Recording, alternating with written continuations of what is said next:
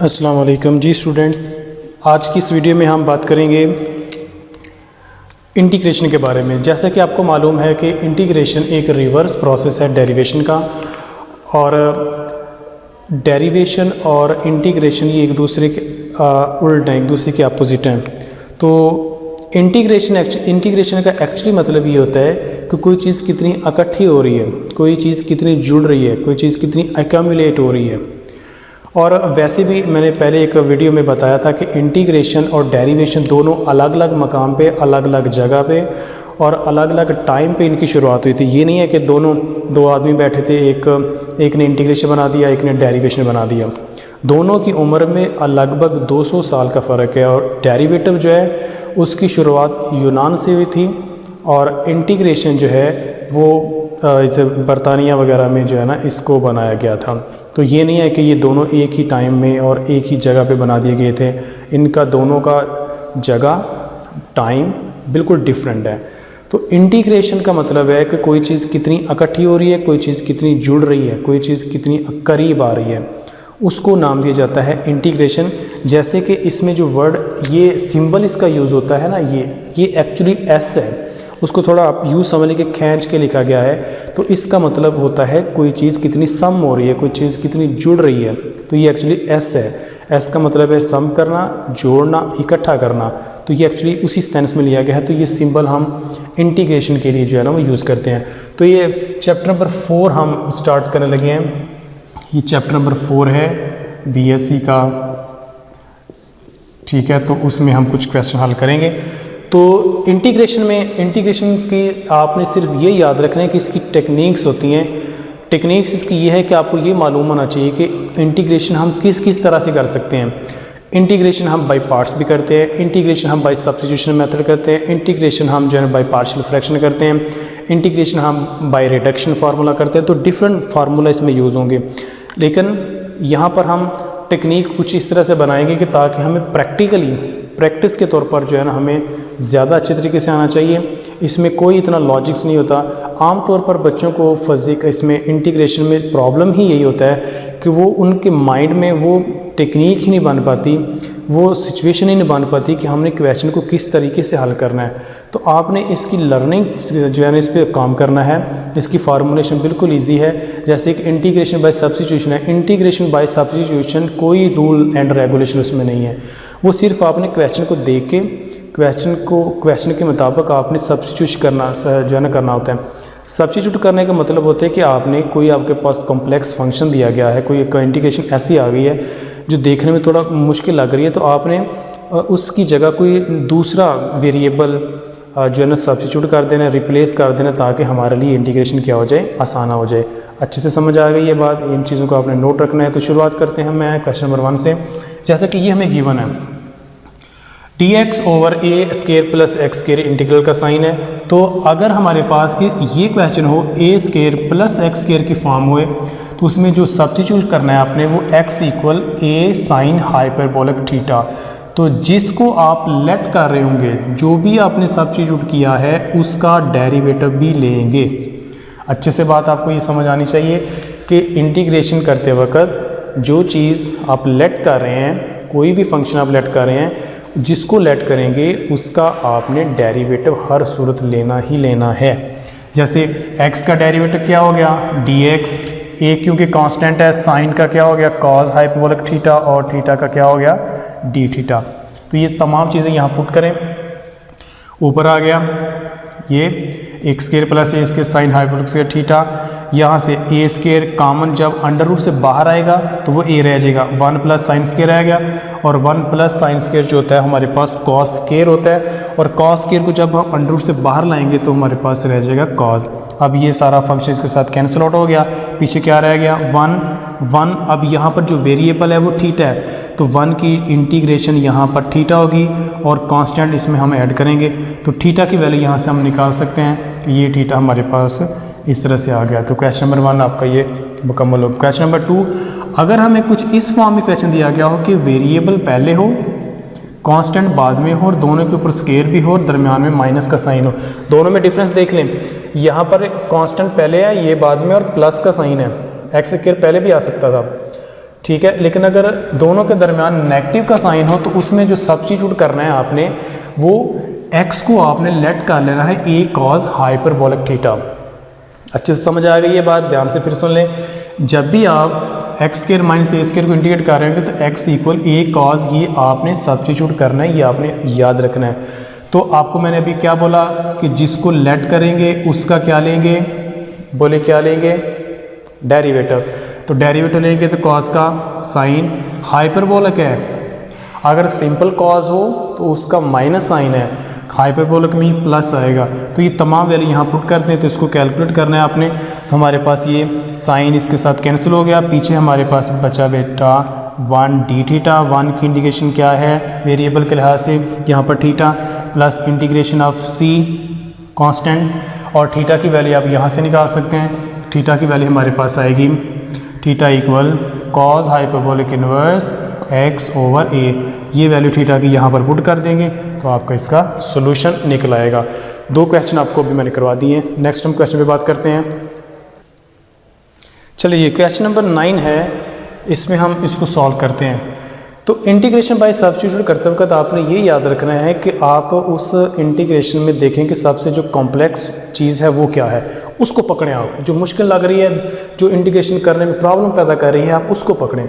यहाँ पर हमें कॉम्प्लेक्सिटी कौन सी नज़र आ रही है, ये हमारे लिए हो सकता है कि हमारे लिए मुश्किल पैदा करे, हम इसको ही लेते हैं। इसको हम लेट कर लेते हैं, सपोज कर लेते हैं कि हमारे पास bx प्लस सी, इसको हमने नाम दिया t का। कोई भी नाम दे सकते हैं आप, t लिख लें, z लिख लें, p लिख लें, कुछ भी आप वेरिएबल जो है चेंज कर सकते हैं। अब मैंने आपको क्या बोला है कि जिस चीज़ को लेट करेंगे उसका डेरिवेटिव भी लेंगे। अब इसका या इसका पहले स्क्वेयरिंग कर लें, इसका स्क्वेयरिंग करेंगे तो bx प्लस सी इक्वल आएगा हमारे पास t स्क्वेयर। अब नेक्स्ट bx का डेरिवेटिव, b कांस्टेंट है, x का डेरिवेटिव 1 हो गया, तो इधर हमारे पास आएगा dx, c का 0, 2t और t का फिर क्या आ गया dt। ये हमारे पास आ गई इसकी डेरिवेटिव जो हमने फंक्शन लेट किया था।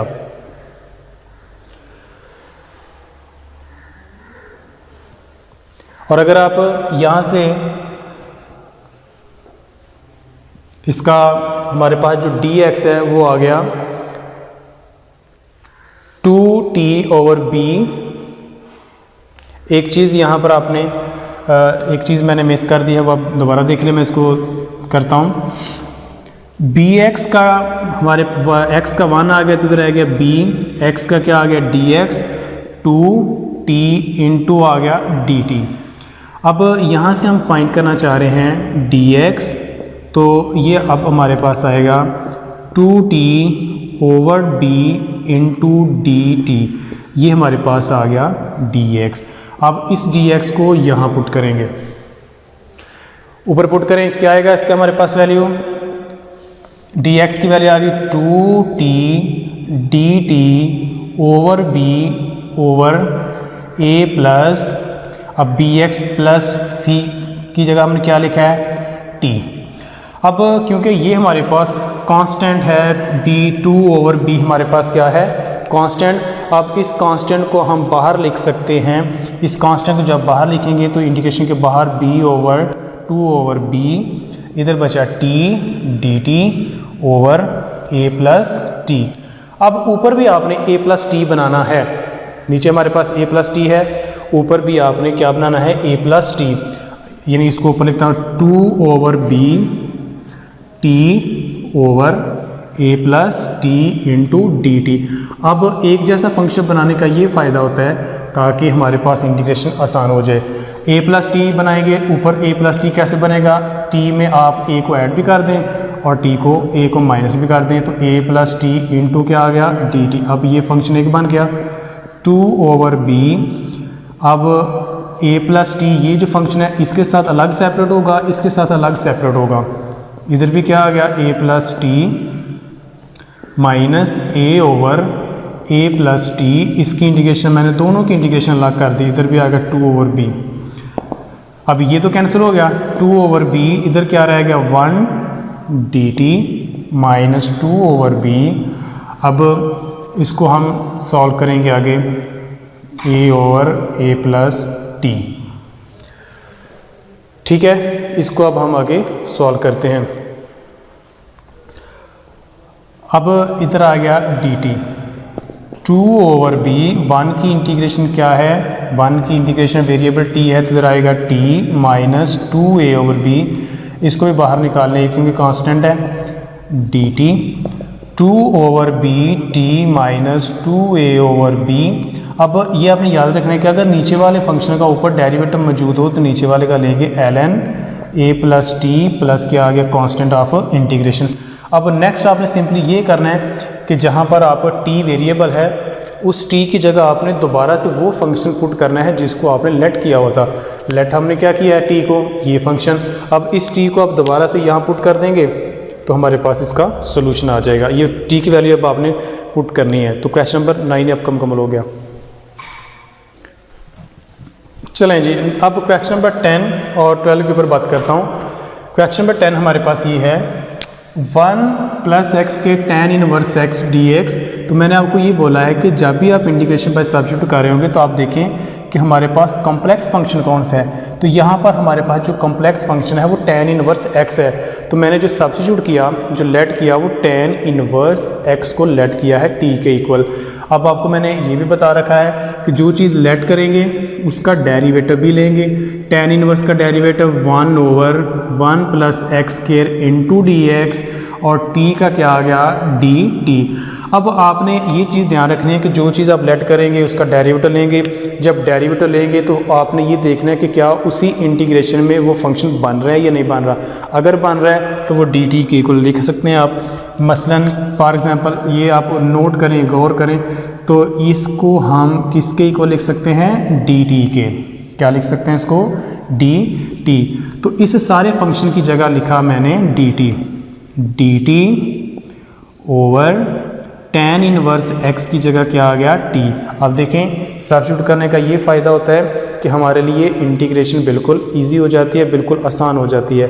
अब अगर किसी फंक्शन का नीचे वाले का ऊपर डेरिवेटिव मौजूद हो, ऊपर क्या डेरिवेटिव t का 1, तो नीचे वाले का क्या लेंगे ln t।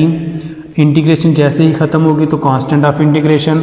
अब t की जगह हम क्या लगा सकते हैं, tan inverse x plus c। ठीक है बेटा, सबको अच्छे से समझ आ गया है। बिल्कुल आसान सा इंटीग्रेशन होता है, कोई इसमें मुश्किल काम नहीं है इंटीग्रेशन में। क्वेश्चन नंबर 12 पे बात करता हूँ। इसको हल करते हैं, सॉल्व करते हैं, इसका सोल्यूशन क्या होगा। सबसे पहले आप चेक करें कॉम्प्लेक्सिटी किस में है। कॉम्प्लेक्सिटी जो है ना वो ये हमारे लिए कॉम्प्लेक्स फंक्शन है। तो इसी को मैं लेट कर लेता हूँ √x इक्वल t के। जिसको लेट कर रहे हैं उसका डेरिवेटिव, अंडर रूट का डेरिवेटिव होता है 1/2, फिर वही फंक्शन x का ऊपर फिर डेरिवेटिव क्या आ गया 1 और x का डेरिवेटिव आ गया dx इंटू dt। ठीक है, अब यहाँ से आप dx फाइंड करें तो dx हमारे पास आएगा, ये उस साइड पे जाके 2 जो है ना वो dt के साथ मल्टीप्लाई होगा 2 इंटू dt। ठीक है, और नीचे हमारे पास क्या बच गया x। अब हमने इसको देख के चलना होता है कि हमारे पास जो फंक्शन है, जो हमारे पास जो इंटीग्रेशन दिया हुआ है, क्या उसको हमारे पास वो चीज़ बन रही है नहीं बन रही। अगर वो बन रही है तो फिर आपने वही शेप उसकी वही रखनी है। मसलन ये चीज़ ऊपर बन रही है, मसलन कौन सी है, ये वाली, ये चीज़ बन रही है। इसको मैं क्या लिख सकता हूँ 2dt। तो इसको लिखा साइन ऐसे ही, इसकी जगह मैंने क्या लेट किया हुआ है t, और ये जो सारा फंक्शन बना है dx ओवर √x वो क्या है 2dt। अब बिल्कुल इजी हो गया। अब 2 को बाहर निकाल लें, साइन t इंटू dt। अब 2 ऐसे आएगा, इंटीग्रेशन साइन की इंटीग्रेशन क्या होगी minus cos t plus constant of integration 2 cos, और t आपने क्या लेट किया हुआ है √x प्लस क्या आ गया c। ये हमारे पास इसका आंसर सॉल्यूशन आ गया। ठीक है, अच्छे से समझ आ गया सब बच्चों को। चलें जी अगले क्वेश्चन में बात करते हैं नंबर 13 के। क्वेश्चन नंबर 13 है e2x प्लस e3x। अब ये ज़रूरी नहीं होता कि आपको जो इंटीग्रेशन दी है आपने उसमें डायरेक्ट सब्स्टिट्यूशन कर देना है। आपने देखना है कि अगर उसमें कोई फैक्टर बन रहे हैं तो फैक्टर बना लेने हैं। अगर उसमें कुछ कॉमन आ रहा है तो कॉमन निकाल लेना है। यानी वो आपको मैंने बताया है कि इंटीग्रेशन सिर्फ एक टेक्निक का नाम है, वो टेक्निक आपने प्रैक्टिकली जो है ना वो करनी है। तो आपने इसमें देख लें कि यहाँ पर e2x है, इधर e3x है, तो डायरेक्ट भी इसकी सब्स्टिट्यूशन हो सकती है, लेकिन बेहतर तरीका यही होता है कि आप उसमें देख लें कि फैक्टराइजेशन कोई उसमें कॉमन कुछ भी इस तरह का फंक्शन है तो आप पहले वो निकाल लें। जैसे इसमें मैंने क्या कॉमन निकाला, e की पावर 2x, 1 प्लस क्या रह गया ex। अब ये जो e की पावर 2x है जब अंडर रूट से बाहर आएगा तो क्या रह गया ex इंटू dx। अगर मैं ऐसा करूं कि इस ex को इसके साथ इकट्ठा कर दूं ताकि आपके लिए थोड़ा इजी रहे, ex dx आ गया। अब हमारे पास लेट कर लेते हैं कि ex किसके बराबर है t, क्योंकि यही कॉम्प्लेक्स फंक्शन है यहाँ पर, जिसको लेट करेंगे उसका डेरिवेटिव ex का डेरिवेटिव ex ही होता है, और x का आ गया dx और t का क्या आ गया dt। ये वैल्यू आप ऊपर पुट कर दें। इसकी जगह मैं क्या लिखूँगा 1 प्लस t, और इस सारे की जगह क्या लिखूँगा dt। अब इसको मैं ऐसे लिख सकता हूँ 1 प्लस t, इसकी पावर आ गई 1/2 इंटू dt। अब इसका t का जो आगे ना वो डेरिवेटिव मौजूद है, अगर किसी फंक्शन का आगे डेरिवेटिव मौजूद हो तो उसकी पावर में एक ऐड करेंगे, उसी से डिवाइड करेंगे। तो 1 प्लस t इसकी पावर में ऐड करेंगे 3/2 प्लस कांस्टेंट ऑफ इंटीग्रेशन। और नेक्स्ट स्टेप में आपने खुद आप इसको करना है कि इस t की जगह क्या लिख देना है ex। बाकी क्वेश्चन आपका मुकम्मल हो गया। क्वेश्चन नंबर 16 है cos ln x over x। अब आपने इसका बताना है कि इसका क्या सोल्यूशन होगा। तो सबसे पहले आपने देखना है कि इसमें कॉम्प्लेक्सिटी क्या है। इसमें कॉम्प्लेक्सिटी है ln x। तो लेट कर लेते हैं कि ln x किसके बराबर है t के। ln x का डेरिवेटिव आ गया 1/x dx इक्वल dt। तो मैंने आपको बताया है कि आपने देखना है कि वो फंक्शन डेरिवेटिव में इंटीग्रेशन में बन रहा है या नहीं। तो अब ये फंक्शन बन रहा है, ये dx ओवर x किसके इक्वल है dt के। तो cos ln x का क्या लिखेंगे t, इसकी जगह क्या लिखेंगे dt। अब बिल्कुल सिंपल हो गया, cos t की इंडिकेशन क्या होती है sin t, प्लस क्या आ गया c। अब इस t की जगह वैल्यू पुट कर दें। t की जगह क्या हमने लेट किया हुआ है ln x, क्योंकि दोबारा से हमने उसी फंक्शन में उसी वेरिएबल में आना है जिसको हमने लेट किया हुआ था, वेरिएबल आपने चेंज नहीं करना। तो ये हमारे पास इसका सोल्यूशन आ गया। क्वेश्चन नंबर 14 है 1/ex प्लस e की power minus x into dx e की पावर x। अब इसको आपने पहले पॉजिटिव बनाना है, तो पॉजिटिव बनाने के लिए इसको ओवर में लिखेंगे 1/e की पावर x। इसका एलसीएम लेंगे तो ex e2x plus 1 into dx। अब ये जो नीचे वाला फंक्शन है वो ऊपर चला गया तो ex dx। अब क्या इसमें कॉम्प्लेक्सिटी है ex को लेट कर ले किसके इक्वल है t के, जिसको लेट करेंगे उसका डेरिवेटिव ex का derivative ex into dx equal आ गया dt। अब देखें क्या ex dx ऊपर बन रहा है, जी बिल्कुल बन रहा है। अगर ये बन रहा है तो इसकी जगह हम क्या लिखेंगे dt। तो आएगा dt ओवर e2x है, लेकिन हम इसको लिख सकते हैं t² प्लस 1। अब ये फार्मूला है, फार्मूला क्या है कि 1/a² प्लस x² dx हो तो उसको लिख सकते हैं 1/a tan inverse x over a। ये फार्मूला आपने याद रखना है। अब यहाँ पर t² प्लस 1 का स्केयर लिख सकते हैं, इसको लिखा तो हमारे पास जो इसकी, अब यहाँ पर 1 किसका रोल प्ले कर रहा है a का, और t वेरिएबल है तो हम इसको लिखेंगे 1/a। a क्या है यहाँ पर 1 है, tan इनवर्स x क्या चीज़ है यहाँ पर t है, ओवर क्या आ गया a क्या है 1 प्लस कांस्टेंट ऑफ इंटीग्रेशन। तो कुल मिलाकर ये बन गया tan inverse t plus c। t को रिमूव करें यानी वेरिएबल को चेंज करें तो tan inverse ex plus c, ये इसका आंसर है। तो ये फार्मूला आपने याद रखना है, इस फार्मूले को मैंने यहाँ पर यूज़ किया है। तो ये था आज का आपका लेक्चर। नेक्स्ट मैं मज़ीद इसी इंटीग्रेशन के ऊपर मज़ीद क्वेश्चन जो है ना वो हल करूँगा अगली वीडियो में। आपने जितने भी मैंने आपको आज क्वेश्चन करवाए हैं इनको अच्छी तरीके से आपने आज जो है ना वो सॉल्व कर लेना।